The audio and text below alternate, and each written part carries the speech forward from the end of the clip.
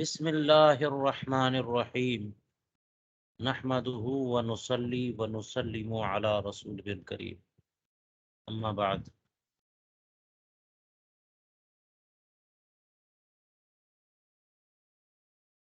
صلاۃ السفر کا بیان جاری ہے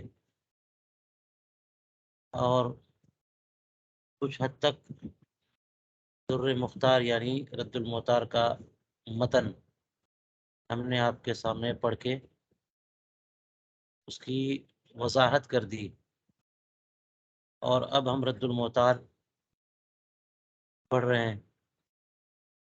تو مسئلہ یہی چل رہا تھا جو فرمایا کہ من خرج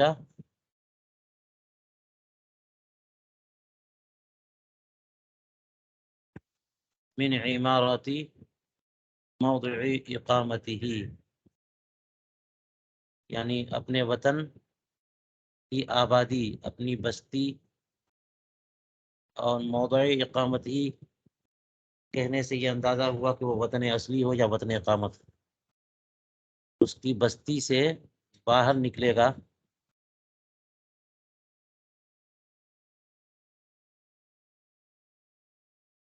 قاصداً مسیرت ثلاثت ایام و لیالیہ، 3 دن کی مسافت کے ارادے سے، تو اسے قصر کرنا ہوگا۔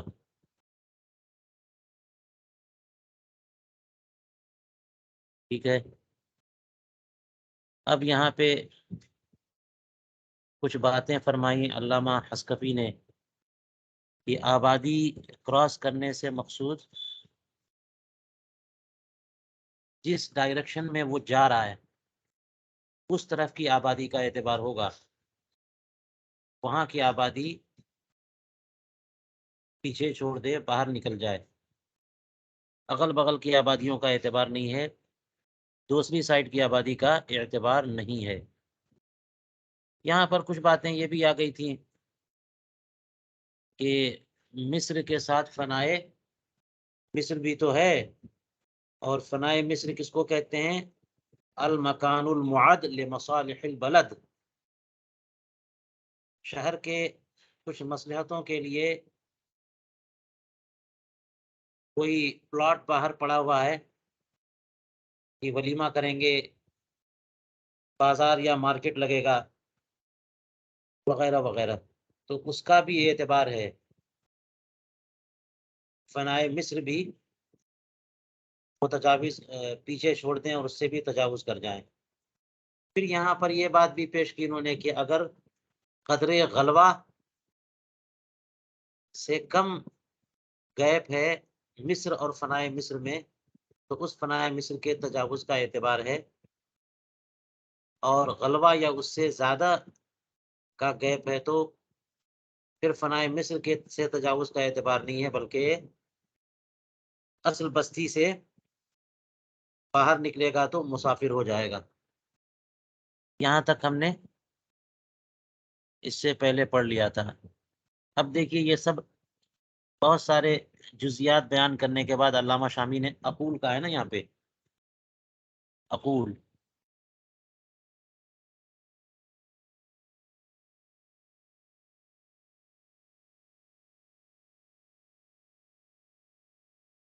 اور یہاں اقول علامہ شامی کے اس اقول سے لے کر کے یہ پورا بیان جو ان کی اپنی تحقیق اور اپنا ارشاد بیان فرما رہے ہیں،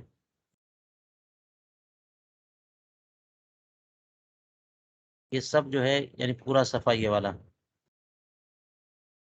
یہ دمشق شہر کے بارے میں ہے، اس لیے بہت سارے الفاظ وہ ہیں جو دمشق کے مختلف خطوں کے اعلام ہیں، اس لیے ہم اسے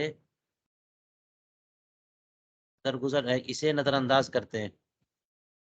دیکھ لیجیے آپ، اصل مسئلہ سمجھ میں آ جانا چاہیے۔ فرماتی اذا علمت ذلك ظهر لك ان میدان الحصار في دمشق من ربض المصر وان خارج باب الله الى القرية القدم من فنائه من فنائه، یہ پورا کے پورا علاقہ فنائے مصر سے ہے۔ دمشق میں جو کنکریوں کا میدان ہے، اب میں کنکریوں کا میدان کہوں یا پھر اس کو یہ نام ہے، تو اس زمانے میں بات یہ ہے کہ اگر عالم ہے تو اعلام بھی بدل جاتے ہیں، لوگ چینج کر دیتے ہیں، اور نہیں تو پھر اس سے مراد میدان الحصا مصر کے ربض سے، یعنی ربض سے مراد وہی جہاں پر بھیڑ بکریاں اونٹ وغیرہ بیٹھتے ہوں، جو باہر کا حصہ، اور اسی طرح سے باب اللہ کے باہر سے بستی کے اندر، پرانی بستی کے اندر تک، یہ سب کے سب ایریا پورا فنائے دمشق سے ہے۔ یہ جبانہ جو کہ بستی سے متصل ہے، یہ پورا کے پورا اسی پر تو مشتمل ہے، اور یہ جو ایریا ہے یہ حجاج کرام یہاں پر پڑاؤ کرتے ہیں، انہی کے لیے معاد ہے، یہ تیار کردہ ہے۔ فإنه قد يستوعب نزولهم من الجبانہ إلى ما يحاذي القرية المذكورة، یہ حجاج کرام جب چلتے ہیں تو دمشق کے باہر یہ پورا جبانہ سے لے کر کے فلاں بستی تک ان کا پورا کور کیے ہوتے ہیں، لہذا حجاج کے لیے، یعنی جب دمشق کے حجاج نکلتے ہیں تو باہر پڑاؤ کرتے ہیں، وہاں قصر درست نہیں ہے، ٹھیک ہے۔ تو یہ پوری بات جو ہے سمجھ میں آئے گی نہیں، ہم تفصیل کرتے جائیں گے، پڑھتے جائیں گے، اور بات بوجھل ہو جائے گی۔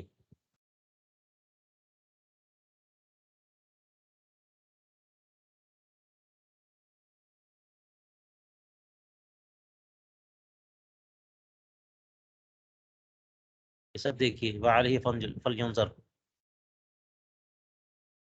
والظاہر ان محاذات الفناء المتصل كمحاذات العمران، باقی اہل المراد بالجانب البعید او ما يشمل القریب، وعلیہ فلینظر فيما لو خرج من جهة المرجع الخضراء فوق الشرف الأعلى من الطريق، فإن المرجع أسفل منه وهي من الفناء كما ذكرناه، وأما هو فإنه بعد مجاوزة تربة البرامكة، یہ برامکہ یہ پوری برمکیوں کی ایک قوم تھی، ان کے قبرستان کی بات کر رہے ہیں۔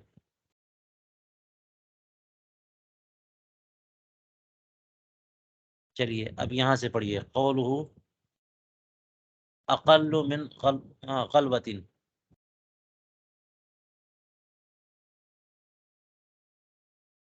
یہ کہا تھا کہ خانیہ کی عبارت، ان کان بین الفناء والمصر اقل من غلبۃ، ایک غلبہ بتا دیا تھا میں نے، اگر پتھر پھینکیے یا تیر پھینکیے تو جہاں تک پہنچا سکتے ہیں وہ ہے غلبہ،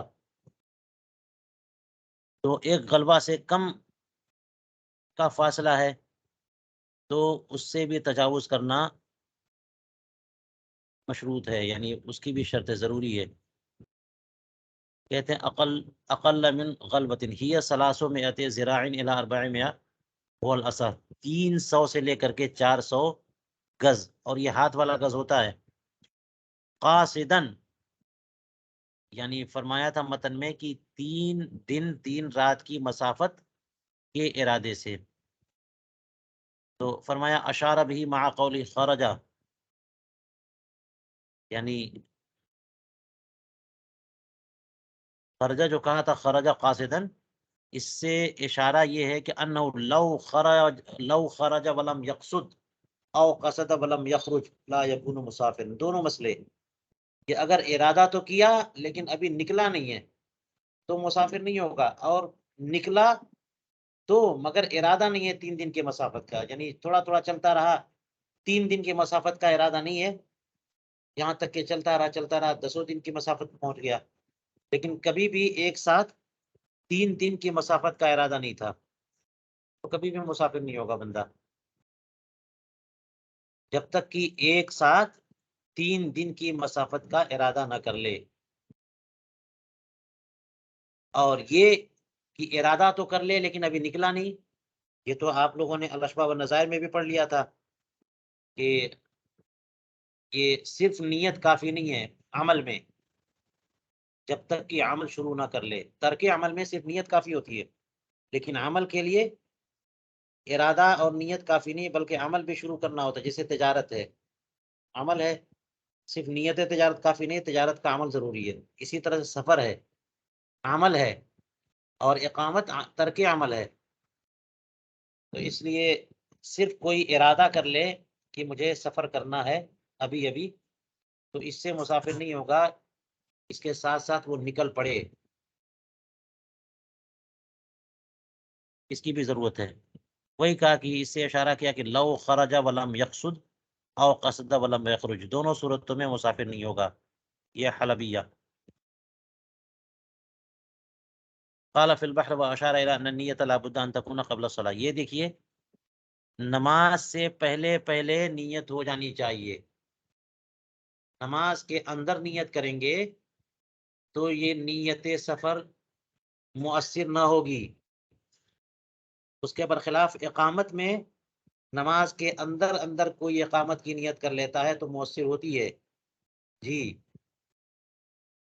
یعنی 4 رکعت نماز پڑھنی تھی آپ کو، اور اس کی مثال یہ دے رہے ہیں. وَلِذَا قَالَ فِي التَّجْنِيسِ، التجنیس والمزید صاحب ہدایہ کی کتاب، اذا افتتح الصلاۃ فی السفینہ حال اقامتی فی طرف البحر فنقلتها الريح ونوى السفر یتیم صلاۃ المقیم عند ابی یوسف. دیکھیے مسئلہ کیا ہے. یعنی آپ جو ہے کشتی میں سوار ہو چکے ہیں، اور ابھی کشتی جو ہے وہ ساحل پہ لنگر انداز ہے، تو ابھی تو آپ کا سفر شروع نہیں ہوا نا، ارادہ سفر ہے، آپ سوار ہو چکے ہیں. تو اسی حالت میں آپ نے کشتی میں نماز پڑھنی شروع کر دی، ابھی سفر شروع نہیں ہوا، تو آپ کی نماز تو پوری 4 رکعت ہی ہے نا، اگر ظہر عصر وغیرہ پڑھ رہے ہیں تو. نماز ہی میں تھے کہ ہوا چلی اور ہوا نے کشتی کو ساحل سے دور کر دیا، یعنی کشتی اب چل پڑی، اور اسی دوران آپ نے نیت بھی کر لی. تو کیا اس نیت سے، جبکہ آپ 1 رکعت 2 رکعت پڑھ چکے تھے، کیا اس نیت سے آپ کی نماز مقیم کے بجائے مسافر والی ہو جائے گی؟ فرماتے ہیں وَنَوَى السَّفَرَ یُتِمُّ صَلَاةَ الْمُقِيمِ، مقیم والی ہی نماز پڑھے گا امام ابو یوسف کے نزدیک. جی، اس کا مطلب یہ ہوا کہ نیت سفر قبل شروع صلاح یہ ضروری ہے. درمیان صلاۃ میں اگر سفر کی نیت ہوگی تو وہ مؤثر نہ ہوگی. کہ جب آپ نے 4 رکعت کا تحریمہ باندھ لیا تو 4 رکعت آپ کے اوپر متعین ہو چکی. ٹھیک، خلافاً لمحمد. اور لِأَنَّهُ کا کر کے یہ دلیل دے رہے ہیں امام ابو یوسف کے قول کی. فرماتے ہیں کہ اجتماع فی هذه الصلاۃ ما یوجب الاربع وما یمنع فرجحنا ما یوجب الاربع احتیاطا. اس لیے کہ یہ جو نماز آپ پڑھ رہے ہیں 4 رکعتی نماز، اپنے آپ کو مقیم سمجھتے ہوئے، اور کشتی چل پڑی اور نیت درمیان صلاۃ آپ نے سفر کی نیت بھی کر لی، تو دونوں حالتیں آ گئی نا، دونوں سچویشن بن گئی کہ مقیم تھے، نماز شروع کر دی تھی، تو اس میں کے کچھ حصے، نماز کا کچھ حصہ ایسا گزرا ما یوجب الاربع، جو 4 رکعت واجب قرار دیتا ہے، اور کچھ حصہ یعنی آخری کا کچھ حصہ جب کی کشتی چل پڑی اور آپ نے نیت بھی کر لی، جو 4 کو منع کرتا ہے یہ حصہ. تو موجب کو مانے یا مانع کو مانے، فرجحنا ما یوجب الاربع احتیاطا، احتیاط کا تقاضا یہ ہے کہ جو موجب اربع ہے اس کو ترجیح دے دی جائے. اس طور پر ہم نے یہ کہا، امام ابو یوسف نے کہا کہ 4 شروع کر چکے تو 4 ہی مکمل کریے. اور احتیاط کا مطلب یہ بھی ہو سکتا ہے کہ فرض کریں اگر 4 ہی آپ کے ذمے عند اللہ فرض ہے اور آپ نے 2 میں سلام پھیر دیا تو پھر تو کمی رہ گئی نا. لیکن اگر 2 فرض ہے عند اللہ اور 2 کے ساتھ آپ نے 4 پڑھ لیا تو 4 میں 2 تو داخل ہے. چلیے یہ بات ہو گئی. اب یہاں پر قاصدن فرمایا نا اس سے پہلے، تو قاصدن کا معنی یہ قصد ذاتی، جو بندہ مستقل بالرائے ہو اس کے ارادے کا اعتبار ہوگا. اسی کو کہا وَإِنَّمَا يُشْتَرَطُ قَصْدُهُ لَوْ كَانَ مُسْتَقِلًا بِرَأْيِهِ،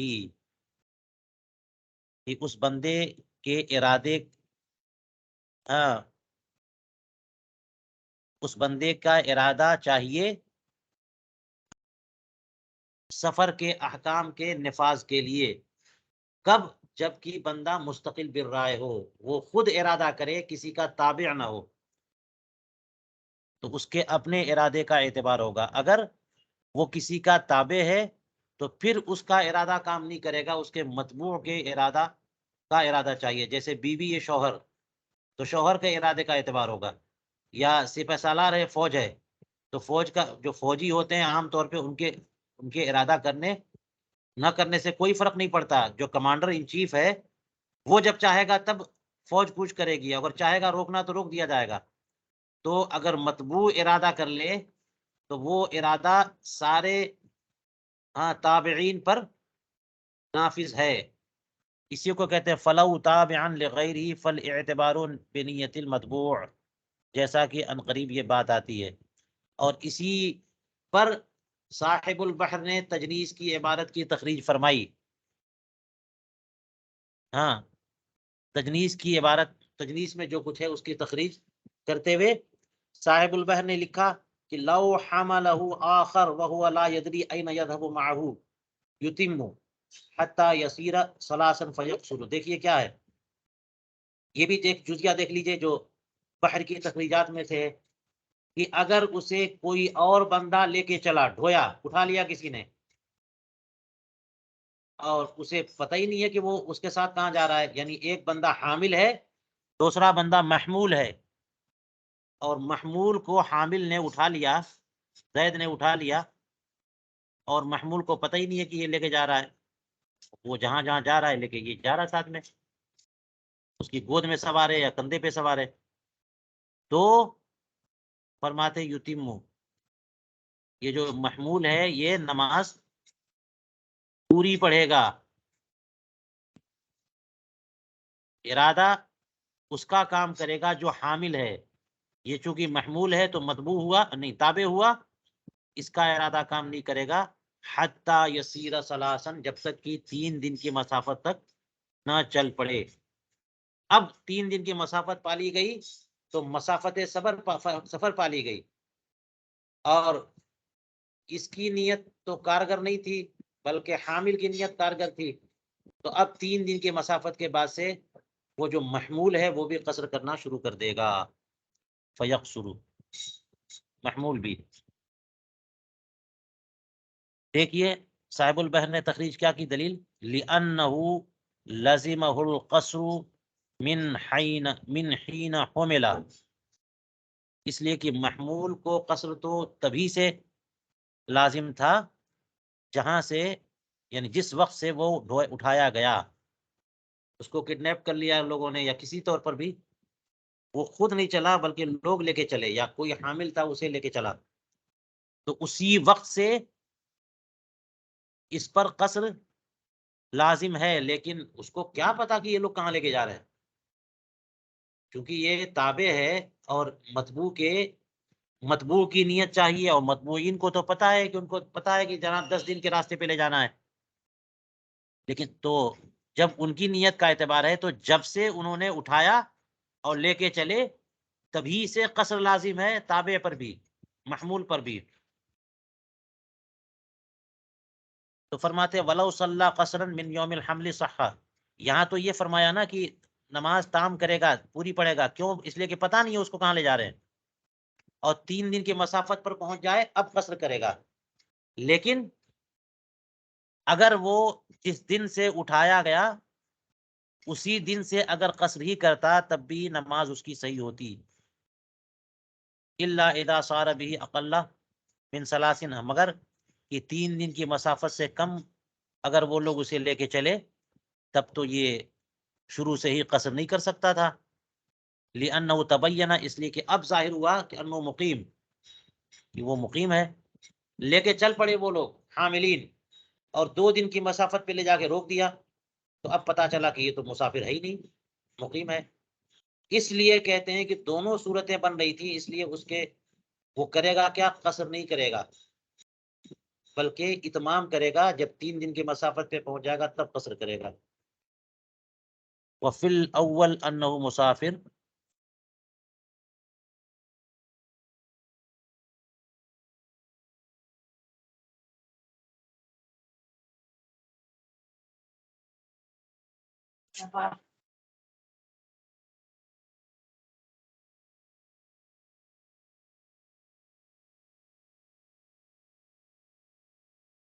اور پہلی والی صورت میں وجہ یہ ہے کہ وہ تو مسافر ہو چکا، کہ 3 دن کی مسافت کے پہ لے کے گئے وہ لوگ، اور وہ اگر شروع سے ہی قصر کرتا تو اب ظاہر ہوا کہ اس کا قصر کرنا صحیح تھا کیونکہ وہ مسافر ہے. چلیے، وَأَشَارَ، یہ تو صاحب البحر کی تخریج ہے، ملانا پڑے گا انتہا کس کے لیے کہا انہوں نے. فرماتے ہیں وَأَشَارَ إِلَىٰ أَنَّهُ، ان کا اشارہ اس طرف بھی ہے کہ ان الخروج مع قصد السفر کافن، کہ سفر کے ارادے سے نکل جانا ہی کافی ہے. یہ نہیں کہ جناب مسافت سفر پر پہنچ جائے تب جا کر مسافر ہوگا. ابھی تو پوری گفتگو تو یہی چل رہی ہے نا، کہ جیسے ہی اپنی بستی سے نکلا ویسے ہی مسافر ہو گیا، نماز قصر کرنا شروع کر دے. شرط یہی ہے کہ جب آپ گھر سے نکلے ارادہ مسافت سفر تک جانے کا تھا، نکل پڑے، شروع ہی سے آپ قصر کریں گے. تو خروج کافی ہے قصد سفر کے ساتھ. یہ ضروری نہیں ہے کہ آپ 3 دن کی مسافت کا ارادہ بھی کریں اور 3 دن کی مسافت کو پہنچ بھی جائیں تب جا کے قصر کریں گے، نہیں نہیں. لہذا وَإِن رَجَعَ قَبْلَ تَمَامِهِ كَمَا يَأْتِي،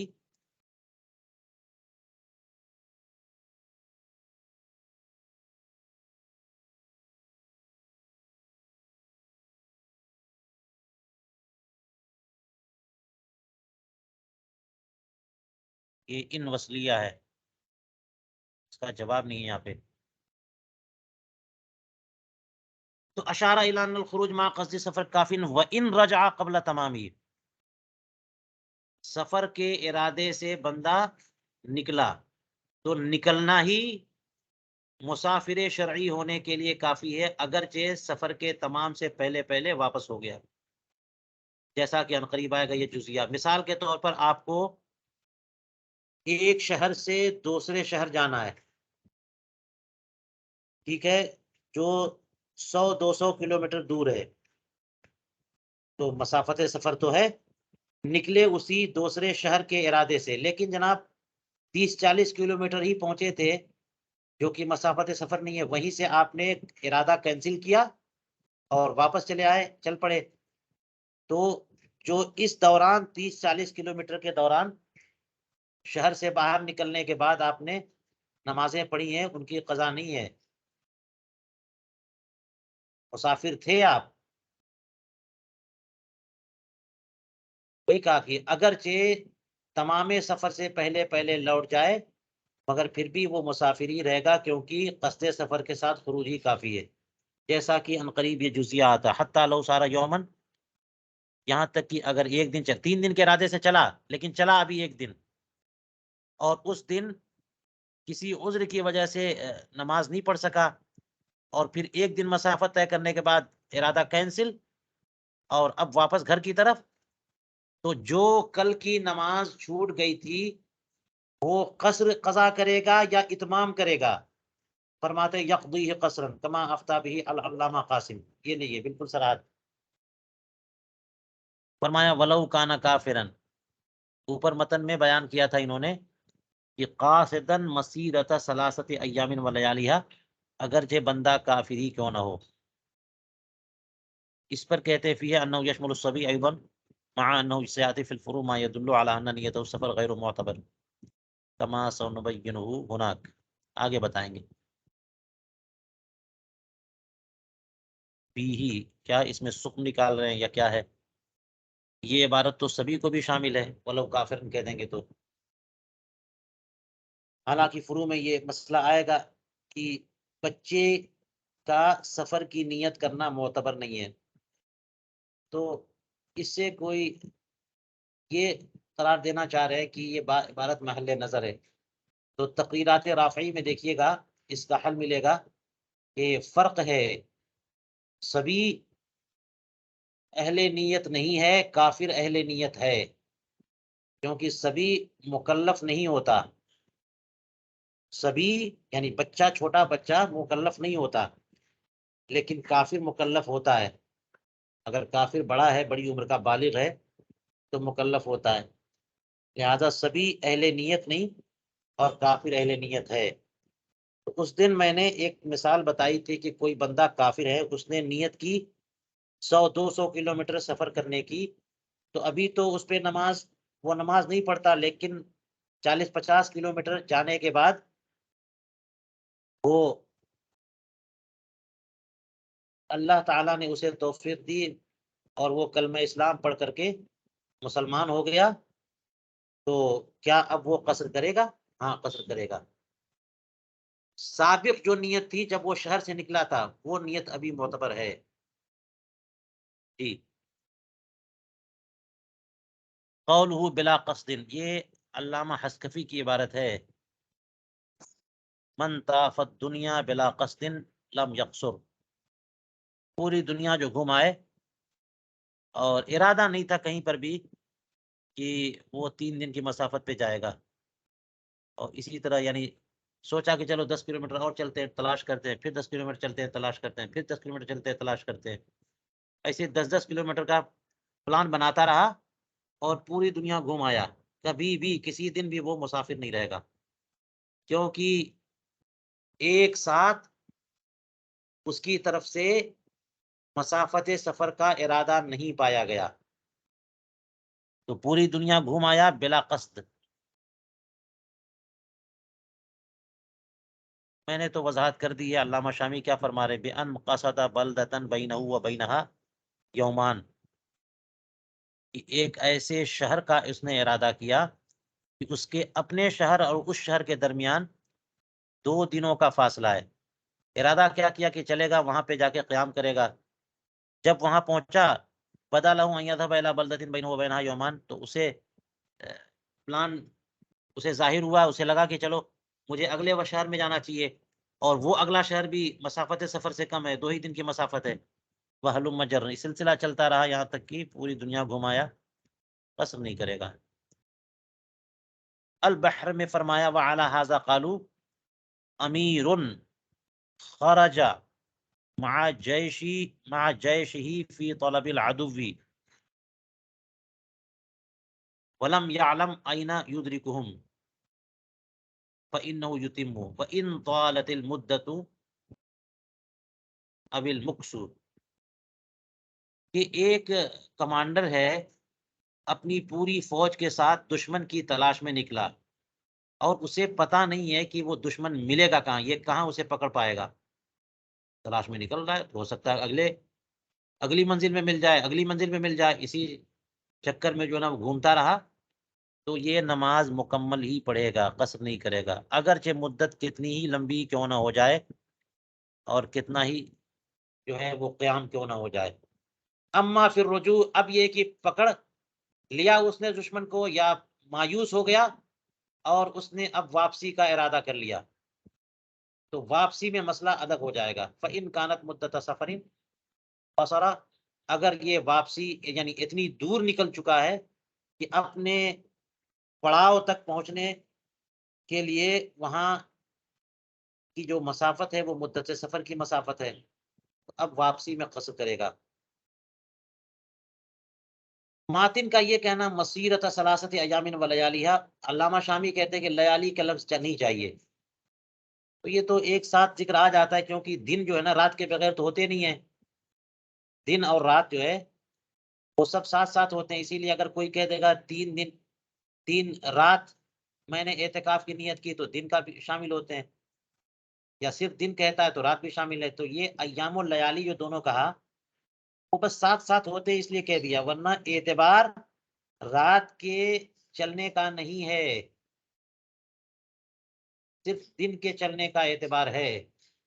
اور وہ بھی جو عادتاً دن میں جتنے گھنٹے چلے لوگ سفر کرتے ہیں.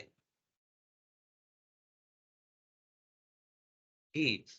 اور طریقہ اس زمانے میں یہی تھا کہ صبح سویرے فجر کی نماز پڑھ کے فوراً نکل جاتے تھے ٹھنڈے ٹھنڈے، اور مسلسل چلتے رہے یہاں تک کہ آدھا دن مکمل ہوا اور زوال ہو گیا، سورج ڈھل گیا، اب وہاں رک گئے. اور اب رکنے کے بعد آرام کی ضرورت ہے، نماز پڑھیں گے، آرام کریں گے، اور پھر اس کے بعد اگلے دن پھر نکلیں گے، کیونکہ اب شام ہو جائے گی تو شام میں نکلیں گے نہیں. اس لیے کہتے ہیں کہ ایک دن کا اکثر حصہ صبح سے لے کر کے زوال تک، بس یہی مراد ہے، ایک دن ایک رات کی مسافت. اس لیے کہتے ہیں الاولا حسب اللیالی کما فعل فی الکنز والجامع الصغیر، ان دو کتابوں میں جیسے صرف دنوں کا ذکر ہے.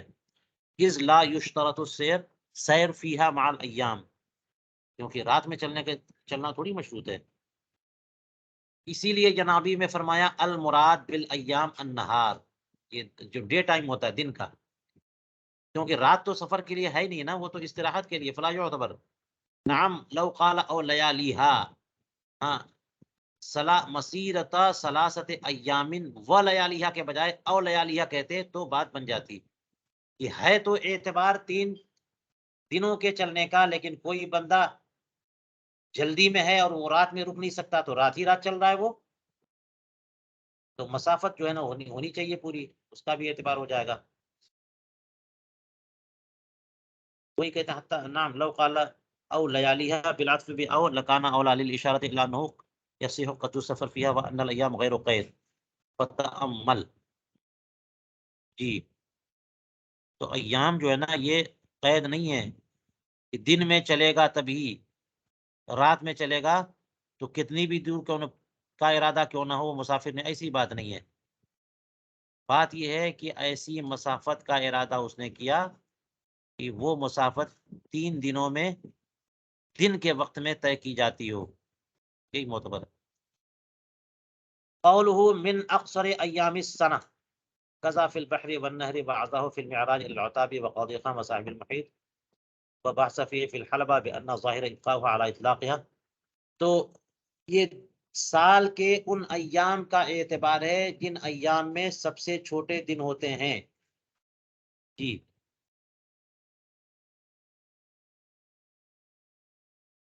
تو دسمبر جنوری، ہاں، یعنی دسمبر کا آخری کچھ ایام، جنوری شروع کے کچھ ایام سب سے چھوٹے ایام ہوتے ہیں. البحر الرائق اور نہر الفائق اور معراج الدراجہ اور عتابی اور قاضی خان اور صاحب المحیط وغیرہ میں یہ سب ہے، انہوں نے ان کی طرف منسوب کیا. اور حلبہ میں اس سلسلے میں بحث کی کہ یہ من اکثر ایام سنہ کہنے کی ضرورت نہیں ہے، اسے اطلاقی پر باقی رکھنا چاہیے. ابقاؤها على اطلاقها بحسب ما يصادف من الوقوف فيها طولا وقصرا واعتدالا. یہ ضروری نہیں ہے، جن ایام میں بندہ سفر کر رہا ہے اسی پر باقی رکھنا چاہیے. 3 دن کی مسافت، لمبے ایام ہوتے ہیں جب ان ایام میں سفر کر رہا ہے تو ان ایام کے اعتبار سے 3 دن کی مسافت. جی. چاہے لمبے ایام ہوں یا چھوٹے ہوں یا معتدل ہوں. علم تقدر بالمعتدلہ التي هي الوسط، اگر ان ایام سے اس کی مقدار کا اندازہ نہ لگایا جائے جو معتدل ایام ہوتے ہیں، جو بالکل ایوریج اور متوسط ہوتے ہیں. یہ تو انہوں نے کہہ دیا حلبۃ المجلی نے. علامہ شامی کہتے ہیں کہ وہ معتدل ایام ہوتے کون سے ہیں. تو آپ کو پتا ہے نا معتدل ایام جو ہے، یعنی ابھی دسمبر جنوری کے جو ایام ہوتے ہیں سب سے شارٹ ہوتے ہیں، اور اس کے مقابل جون میں کچھ ایام ہوتے ہیں جو بہت لمبے ہوتے ہیں. تو معتدل تو ان دونوں کے بیچ ہوں گے نا، یعنی مارچ میں اور یا پھر ستمبر میں، جب دن اور رات برابر ہو جائے، دن اور رات جب برابر ہو جائیں تو وہی کہتے ہیں معتدل ہی زمان و کون الشمس فی الحمل اب المیزان. یہ برج ہے جی. تو اب جو 12 بروج ہیں، یعنی سورج جن مناطق میں سفر کر چلتا ہے اس کو 12 برجوں پہ، منطقۃ البروج، منطقۃ البروج کو 12 حصوں پر مانا گیا ہے. 360 ڈگری، تو ہر برج جو ہے وہ 30 درجے کا. تو ایکسٹریم آپ لے کے جائیے ایسٹ میں، یعنی مشرق میں تو حمل ہے اور مغرب میں میزان ہے.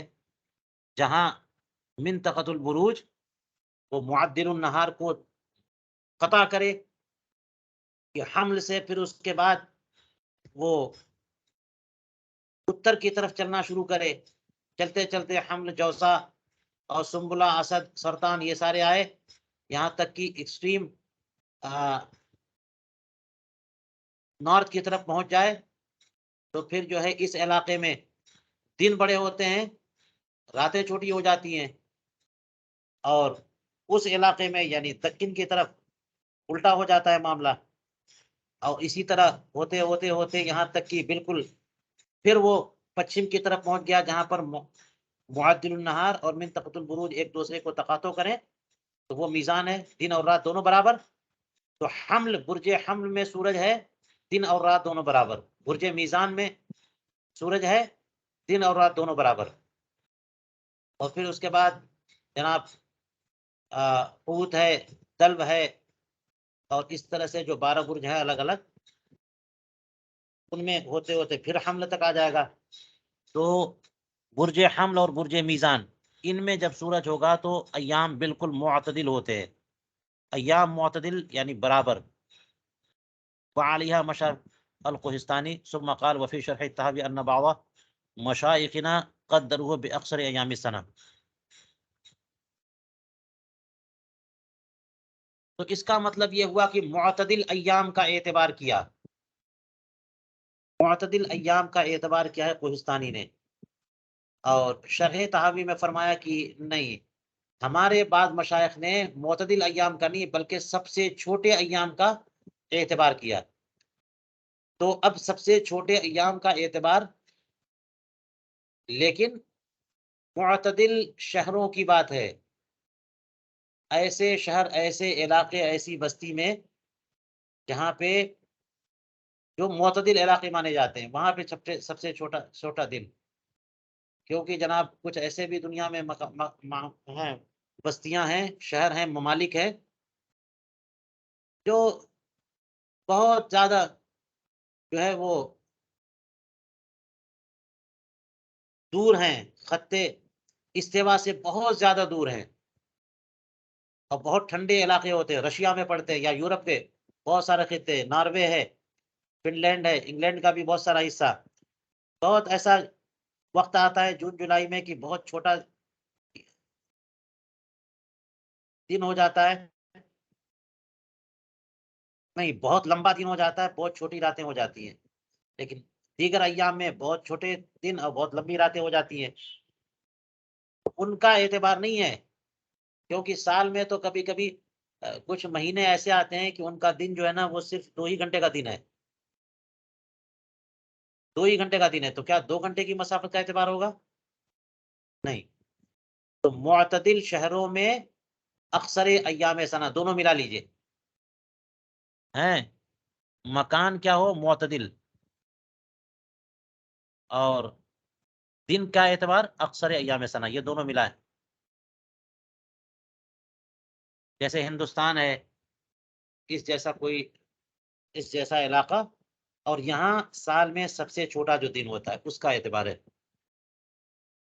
جی. قولہ ولا یشترط اذ لا بد للمسافر من نزول الاکل والشرب والصلاة. ولا یشترط کیا کہہ رہے ہیں؟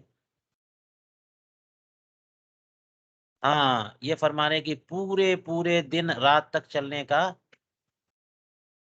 چلنا جو ہے وہ شرط نہیں ہے، بلکہ دن کے اکثر حصے میں اور اکثر کا مطلب یہی نہ ہے کہ صبح صادق سے لے کر کے غروب آفتاب تک کا ٹائم جو ہے نا نہار شرعی ہے نا جی، تو جب نزول شمس کا وقت آ گیا تو آدھے سے زیادہ تو ہو گیا کہ نہار شرعی جو ہے وہ یہ ہے، اور اس کا نصف ہم پہلے بھی سکھا چکے ہیں آپ حضرات کو کہ نہار شرعی کا نصف جو ہے وہ ضحوہ کبریٰ ہے، اور نہار عرفی کا نصف جو ہے وہ وقت ہے جبکہ سورج بالکل سب آسمان کے بیچوں بیچ ہو جاتا ہے، تو جو ہی آفتاب ڈھلا تو آدھے سے زیادہ دن گزر گیا نا، تو آدھے سے زیادہ دن گزر گیا تو اس کو کہیں گے للاکثر حکم الکل، تو یہ مان لیا جائے گا پورے دن کور ہو گیا اس طور پر۔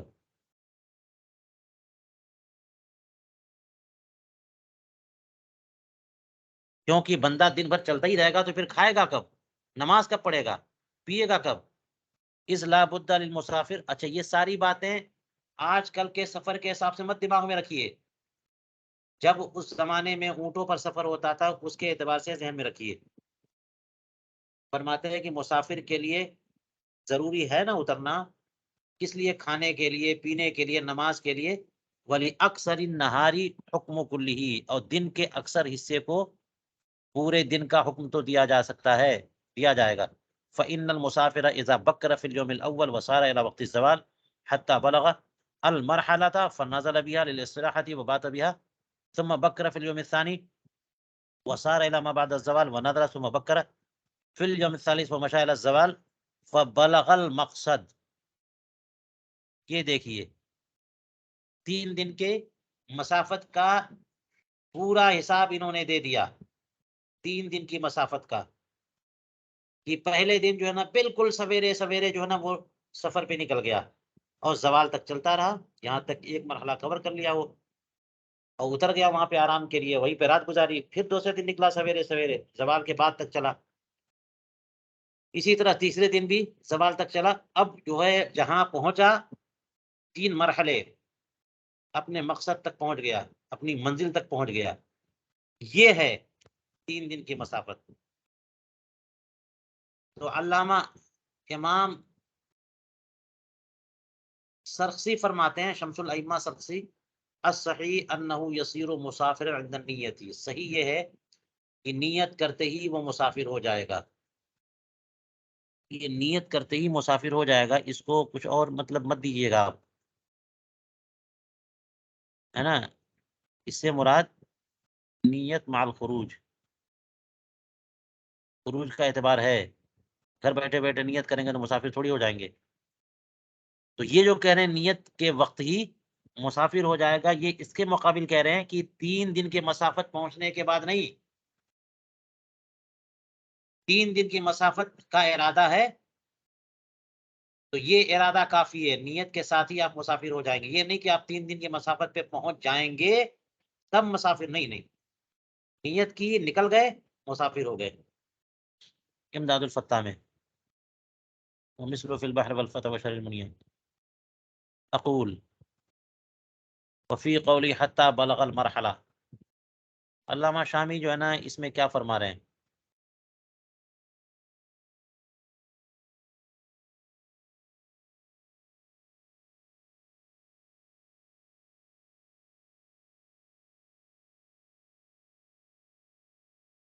یہ پوری عبارت جو ہے امداد الفتح کی ہے، علامہ حسن ابن عمار الشرم بلالی کی، تو انہوں نے یہ کہا ہے کہ فإن المسافر إذا بكر في اليوم الأول وسار إلى وقت الزوال حتى بلغ المرحلة، حتى بلغ المرحلة، حتى بلغ المرحلة۔ علامہ شامی کہتے ہیں کہ یہ علامہ شرم بلالی کے قول میں حتی بلغ المرحلہ جو ہے نا، اس سے کیا کس طرف اشارہ ہے؟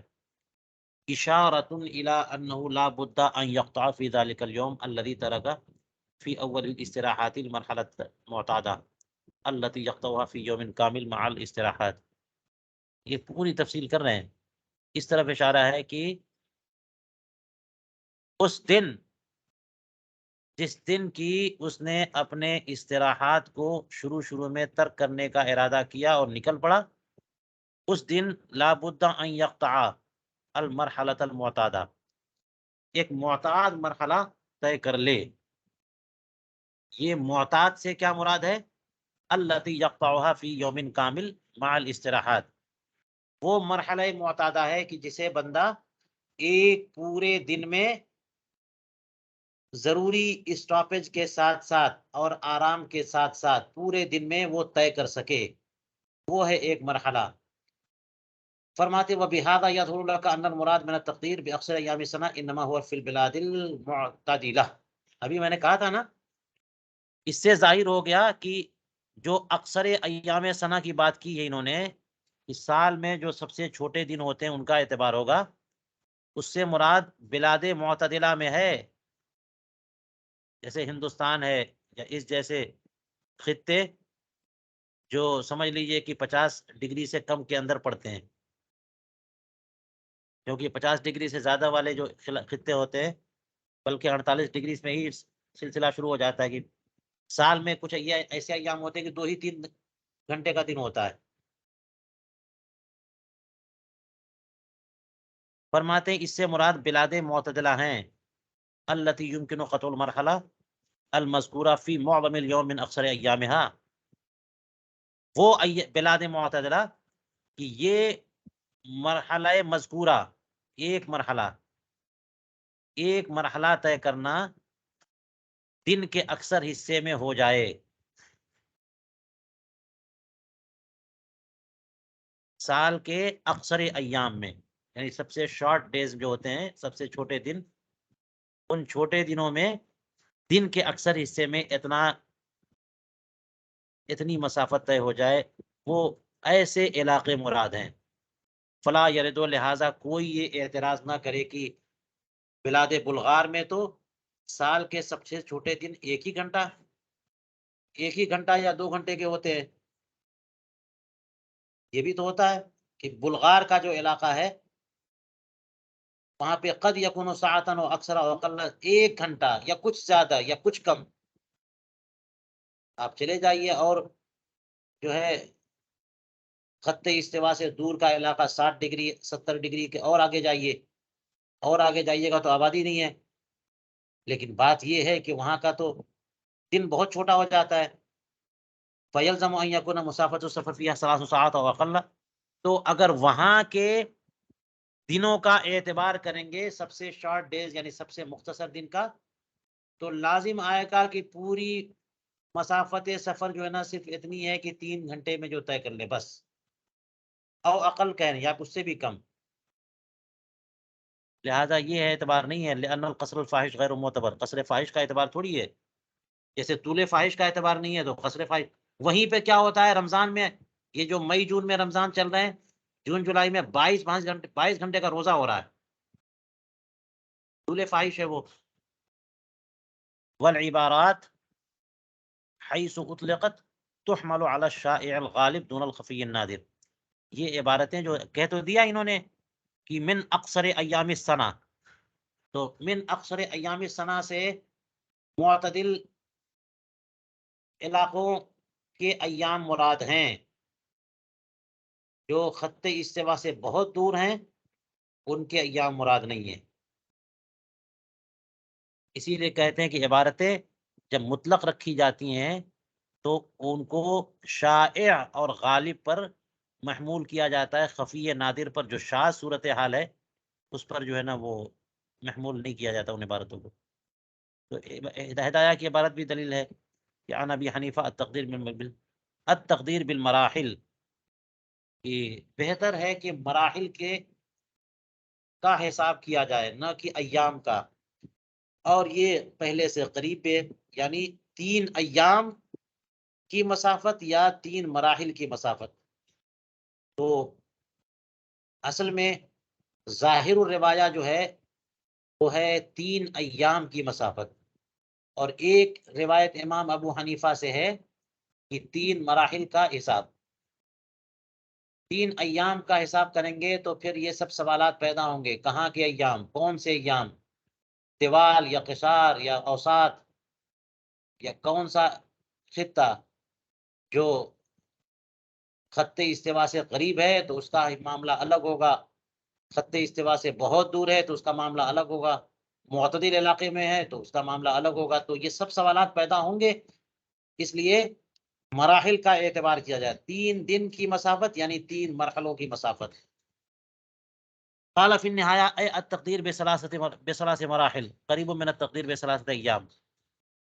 3 مراحل کا اندازہ 3 ایام کے اندازے سے قریب ہے، اس لیے کہ ہر دن جو بندے سفر کرتے ہیں تو معتاد سفر جو ہے 1 مرحلے کا ہو سکتا ہے ہر روز، خصوصاً فی اکثر ایام السنہ کذا فی المبسوط وکذا ما فی الفتح من انه قیل یقدر باحد و20 فرسخا.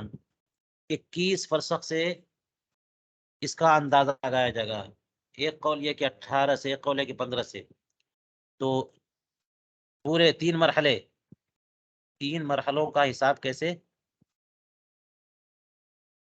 3 مراحل، بعض نے 21 لگایا، بعض نے 18، بعض نے 15، اور 18 پر فتویٰ ہے.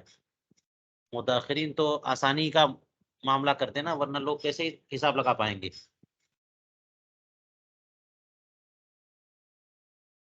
وَكُلُّ مَنْ قَدَّرَ مِنْهَا اعْتَقَدَ أَنَّهُ مَسِيرَةُ 3 أيام. یہ جو 3 گروپ ہیں، 21 فرسخ یا 18 فرسخ یا 15 فرسخ، سب نے یہی مان کر کے کہ یہ جو ہم 18 یا 21 یا 15 کہہ رہے ہیں یہ 3 دن کی مسافت ہے. تو یہ 3 اقوال آئے کیوں؟ بناء علی اختلاف البلدان، اپنے اپنے علاقے کے اختلاف پر مبنی ہے.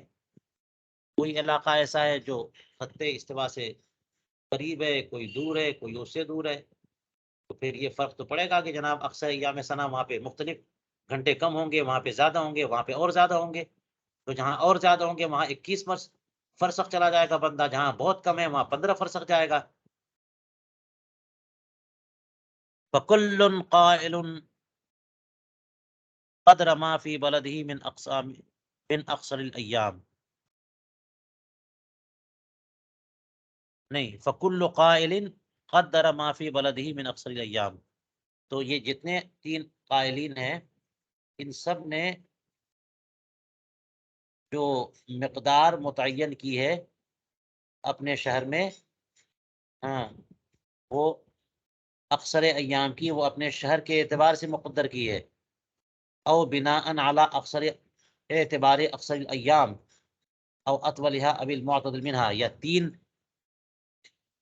گروہ جو بن گئے ہیں، یا تو اپنے اپنے شہر کا حساب ہے یہ، یا پھر یہ کہ سال کے مختلف 3 مختلف دنوں کا اعتبار ہے.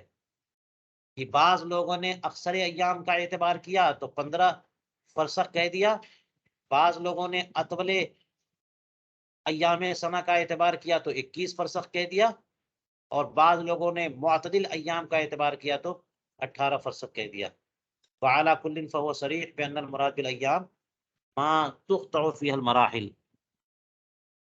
تو یہ صریح بات ہے، جو بھی تقدیر مان لیں اس سے پتہ چلا کہ ایام سے مراد مراحل معتادہ ہیں، وہ ایام جن میں معتاد 3 مرحلے طے کر لیے جائیں. ففہم. اچھا چلیے، اوپر بتایا تھا انہوں نے کہ پورا دن نہیں، بل الی الزوال ولا یشترط سفر کل یوم الی اللیل، یہ نہیں، بلکہ زوال تک بس. کیونکہ زوال جیسی وقت آئے گا زوال کا تو دن آدھے سے زیادہ گزر گیا.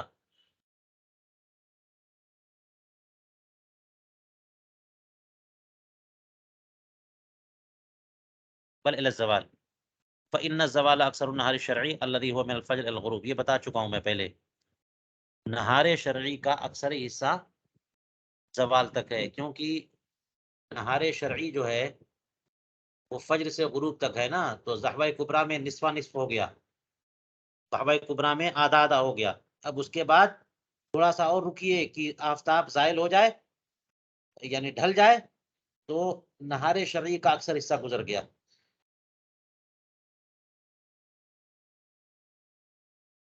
وہ ہوا نصف النہار الفلکی، اور یہ جو زوال ہے یہ نہار فلکی کا نصف ہے، یعنی جس کو ہم نہار عرفی بھی کہتے ہیں. کہ لوگ تو سورج کے طلوع سے سورج کے غروب تک جو ہے نا دن مانتے ہیں نا، اس کا آدھا جو ہے زوال پہ ہوا. ثم ان من الفجر الى الزوال في اقصر ایام السنه في مصر وما سواها في العرض 7 ساعات الا ربعا. یعنی مصر کے خطے میں کہہ رہے ہیں کہ یہ جو آپ نے بتایا کہ معتدل ایام میں نہیں، معتدل ایام میں معتدل علاقے، مثال کے طور پہ مصر میں، اور مصر کے مساوات میں جو ارض البلد میں جو خطے واقع ہوتے ہیں، وما سواها فی الارض، مصر کے ارض البلد میں اس کے مساوی اور محاذات میں جو علاقے واقع ہوتے ہیں، ان کے دنوں کو دیکھیے، اور سب سے شارٹ، سب سے مختصر جو دن ہوتے ہیں تو وہ کتنے گھنٹے ہوتے ہیں؟ 7 ساعات الا ربعا. 7 گھنٹے اور 45 منٹ، 15 منٹ مائنس کر لیجئے، یعنی 6 گھنٹے 45 منٹ. مصر کے ایام، اکثر ایام السنہ کتنے ہیں؟ 6 گھنٹے 45 منٹ. تو یہ تو ایک دن، یہ ایک دن کا نصف النہار ہے. ایک دن کا نصف، پورا دن نہیں، ایک دن کا نصف النہار. تو 3 دن کا کے پورے گھنٹے کتنے ہوں گے؟ اس کو 3 سے جو ضرب کر دیجئے. فمجموع الثلاثتی فمجموع ثلاثت ایام 20 ساعتا وربع. تو یہ 20 گھنٹے اور ربع اور 15 منٹ ہو جائیں گے.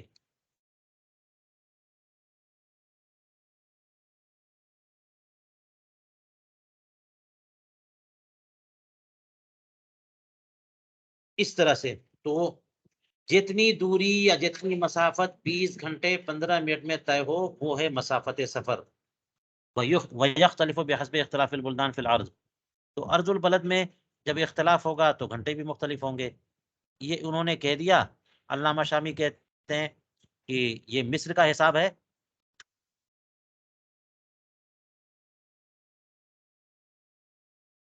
اور دمشق میں تو 3 دن کے کا مجموعہ کیا ہے؟ 20 ساعتن الا ثلث ساعتن تقریباً.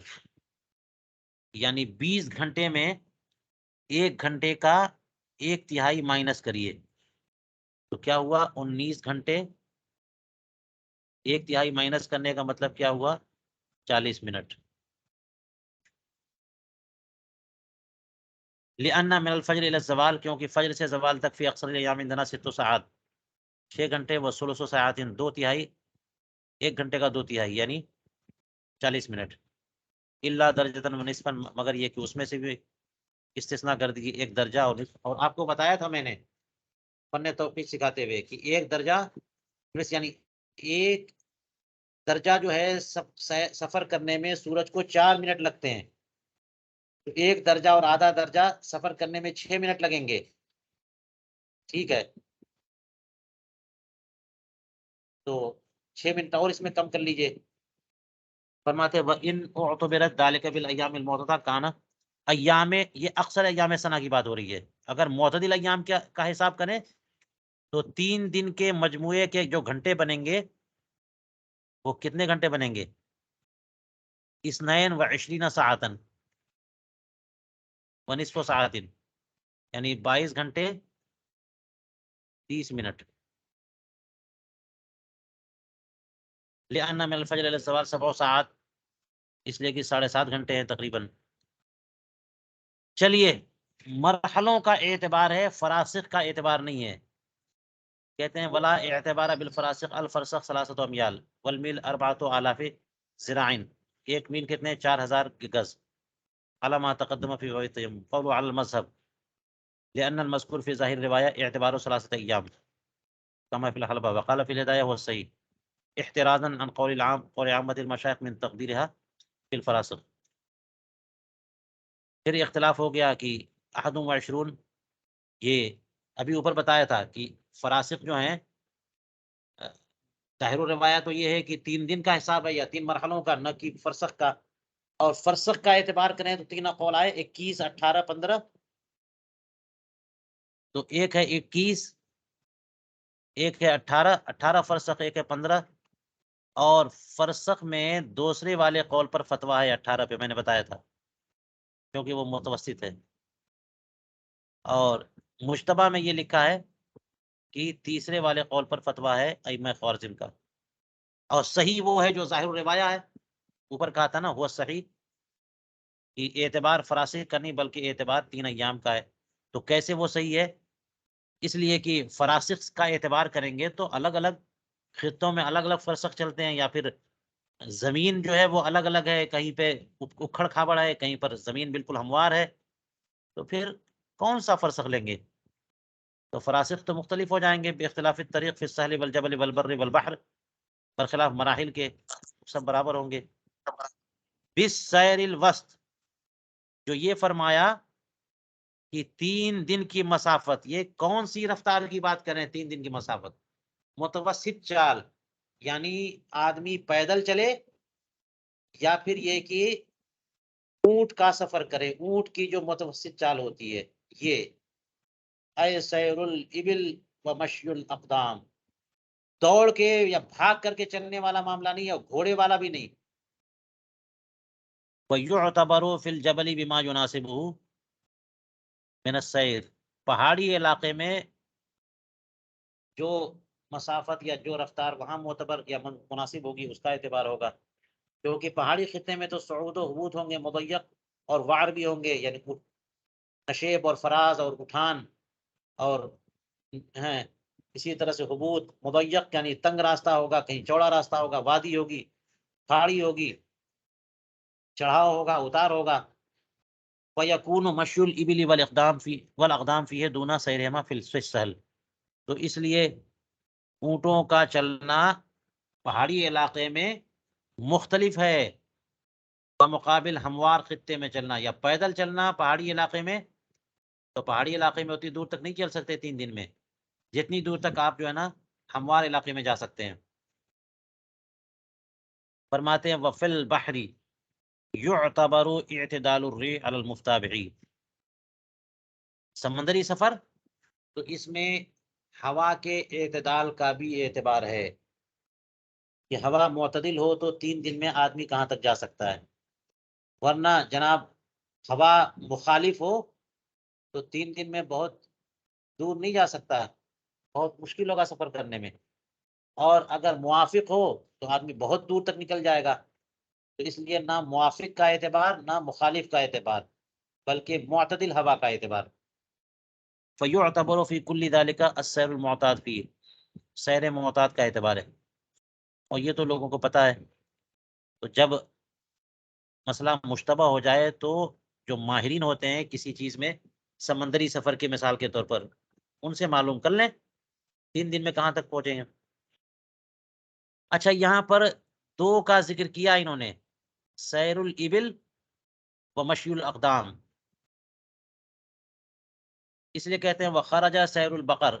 یہ گائے اور یہ نا گائے جو چلتی ہے لے کر کے بجر العجلہ، بیل گاڑی لے کر کے بیل جو چلتا ہے، تو وہ تو اب تو اس سیر ہے نا، اب تو اس سیر یہ بہت بہت سلو چلتے ہیں، اس کا اعتبار نہیں ہے.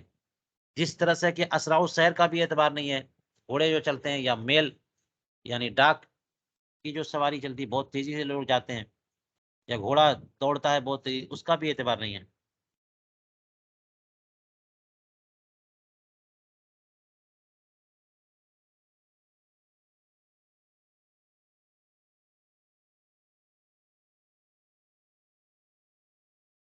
ہاں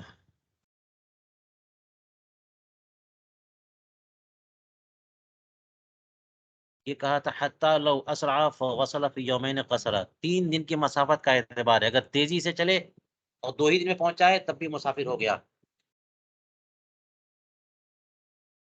اسی کو کہتے ہیں فواصل ای الی مکان مسافتی 3 ایام، 3 دن کی مسافت کی جگہ تک، ہاں جو 3 دن کی مسافت معتاد چال سے 3 دن کی مسافت 3 دن میں جو مسافت طے کر سکتا تھا وہاں تک وہ 2 ہی دن میں پہنچ گیا، یا اور آگے بڑھ کے کہیے کہ 1 ہی دن میں پہنچ گیا، تب بھی وہ مسافر ہو گیا. وظاہرہ انہ کذالک لو وصل الیہ، اس کے ظاہر سے تو یہ پتہ چلا کہ جناب ہاں معتاد دنوں میں، معتاد طور پر، معتاد چال سے اکثر ایام سنہ کے اعتبار سے 3 دن میں جو مسافت طے کرے گا اتنی مسافت کا اعتبار ہے. اگر بطور کرامت یا بڑی تیز رفتاری کے ساتھ بہت ہی مختصر گھنٹوں یا مختصر منٹوں میں وہ سفر طے کر لیا تب بھی وہ مسافر شرعی ہو گیا. اسی کو کہا لو وصل الیہ فی زمن یسیر بکرامت، تب بھی وہ مسافر شرعی ہو گیا. لیکن استبعدہ فی الفتح بانتفاء مظنۃ مشقہ وہی العلۃ فی القصر. یہ صاحب الفتح کی بحث ہو سکتی ہے، اس پہ مت جائیے گا آپ لوگ کہ انہوں نے اسے بڑا بعید سمجھا کہ مشقت کا تو گمان ہی نہیں ہے. اگر کرامت سے کوئی ابھی مکہ مکرمہ چلا گیا، مدینہ منورہ چلا گیا، فلاں جگہ چلا گیا، 1 منٹ میں چلا گیا، تو مشقت ہوئی کہا؟ تو مظنہ مشقت بھی نہیں ہے، اور قصر کی علت یہی ہے. تو یہ نہیں، صاحب الفتح نے اس کو بعید سمجھا. اس کو مشقت کے قائم مقام کیا جا چکا، تو اب حقیقتاً مشقت ہو چاہے نہ ہو بندہ مسافر شرعی ہوگا.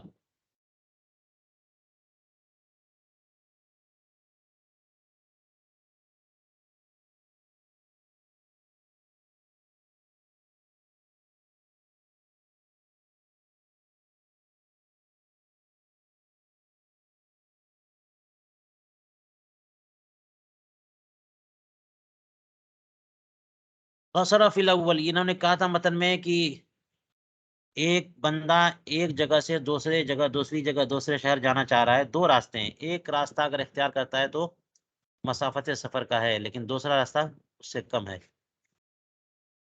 تو اگر وہ مسافت سفر والی راستے سے جائے گا تو قصر کرے گا، اور دوسرے راستے سے جائے گا تو قصر نہیں کرے گا. قصر فی الاول اے ولو کان اختار السلوک فیہ، اگرچہ اس راستے میں چلنے کا اس نے ارادہ کیا بغیر کسی غرض صحیح کے، تب بھی خلافا للشافعی کما فی البدائع. یہ غرض صحیح سے مراد ہو سکتا ہے یہ کہ صحیح مقصد ہوگا تب تو مسافر ہوگا، اور وہ کاہل ہے بندہ اور وہ اس لیے اس والے راستے سے جا رہا ہے کہ مسافر ہو جائے تو 4 نہ پڑھنی پڑے، 2 ہی پڑھنی پڑے، اس طرح کی کوئی ارادہ ہے تو ہو سکتا ہے. امام شافعی کا اختلاف اس سلسلے میں. ہمارے یہاں بندے کی اسی نیت کا اعتبار ہے کہ وہ مسافت سفر کا ارادہ کرے، لیکن وہ کس لیے جا رہا ہے اور یہ والا راستہ کیوں اختیار کر رہا ہے اس کا کوئی اعتبار نہیں ہے، غرض صحیح ہو یا غرض صحیح نہ ہو. قول صلی الفرض الرباعی، یہ خبر ہے من کی. شروع میں کہا تھا من خرجہ، جو مسافت سفر کے ارادے سے نکلے گا وہ فرض رباعی کو 2 ہی پڑھے گا، اور چونکہ فرض کہہ دیا تو کہتے ہیں احترز بالفرض عن السنن والوتر، وہ پوری ہوں گی. اور رباعی کہہ دیا تو فجر و مغرب مستثنا ہو گئے، فجر کو قصر نہیں کرنا ہے، مغرب کی قصر بھی نہیں ہے. وجوباً کہہ دیا، اس کا مطلب یہ رخصت نہیں ہے کہ آپ چاہیں تو 4 پڑھ لیں، 2 پڑھ سکتے ہیں، نہیں نہیں نہیں، 2 ہی واجب ہے. لہٰذا اتمام ناپسند ہے ہمارے یہاں تک کہ امام ابو حنیفہ سے مروی ہے کہ فرمایا من اتم الصلاۃ فقد اساء وخالف السنہ. یہ فرمایا، یہ نہیں کہ جناب زیادہ عمل کیا تو زیادہ ثواب ملے گا، گناہگار ہوگا. شرح اس میں تفصیل. ففہم قولہ لقول ابن عباس، دلیل کیا ہے کہ حضرت عبداللہ ابن عباس رضی اللہ تعالیٰ عنہ فرماتے ان اللہ فرض علی لسان نبیکم صلاۃ المقیم 4 والمسافر رکعتین. تو یہ دیکھیے اصلاً 2 رکعت فرض ہے مسافر پر، اصلاً 4 رکعت فرض ہے مقیم پر، تو اس میں رخصت و عزیمت والا مسئلہ ہے ہی نہیں. جی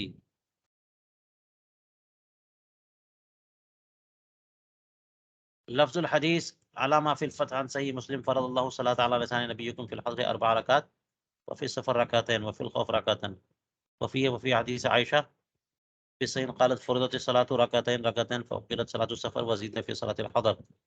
بخاری میں فرضت الصلاة ركعتين ثم هاجر النبي صلی اللہ علیہ وسلم ففرضت 4 وتركت صلاة السفر على الأول. ان تمام روایتوں کا خلاصہ یہی ہے کہ سفر میں 4 کی گئیں اور نہیں، حضر میں 4 کی گئیں اور سفر کی 2 باقی رکھی گئی. تو سفر کی جو 2 ہے، ایسا نہیں ہے کہ 4 کو کم کر کے 2 کر دیا گیا، بلکہ اصلاً سفر میں 2 ہے.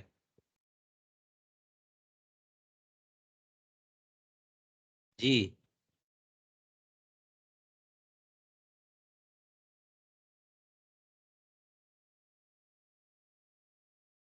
اسی لیے ہاں اصلاً ہونے کی وجہ سے تو مصنف نے یہ نہیں کہا کہ قصر الفرد قصر کرے گا. قصر کا معنی تو یہ ہوتا ہے کہ کم کرنا، شارٹ کرنا.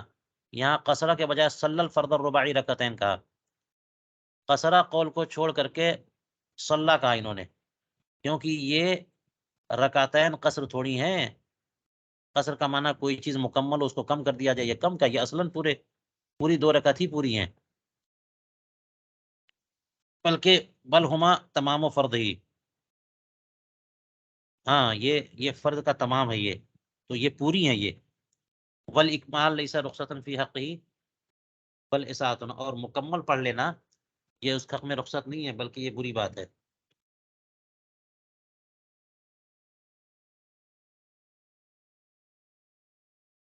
لأن الرکعتین بدل من قولی ولذا عدل مصنف قال فی البحر ومن مشایخنا من لقب المسألة بأن القصر عندنا عزیمت والاکمال رخصہ.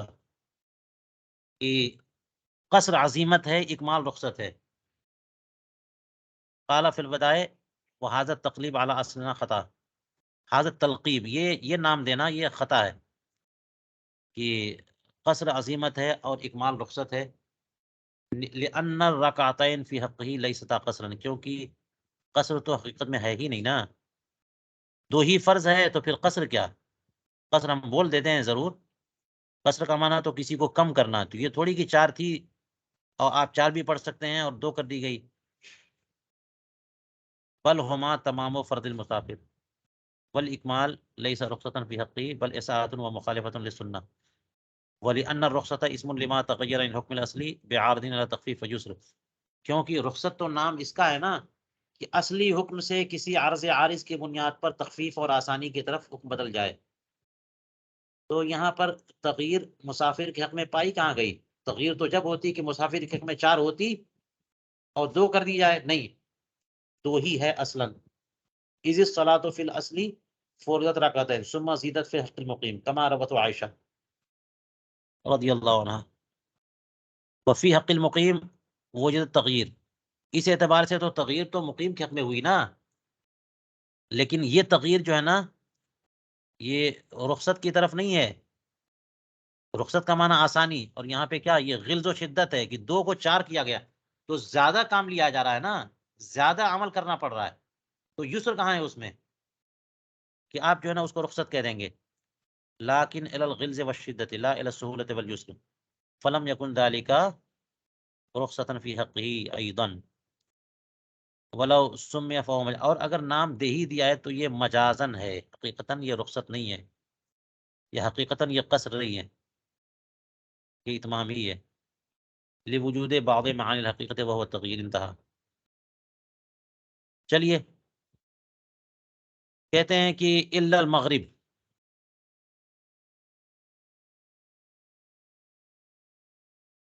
لأنها بدر النهار.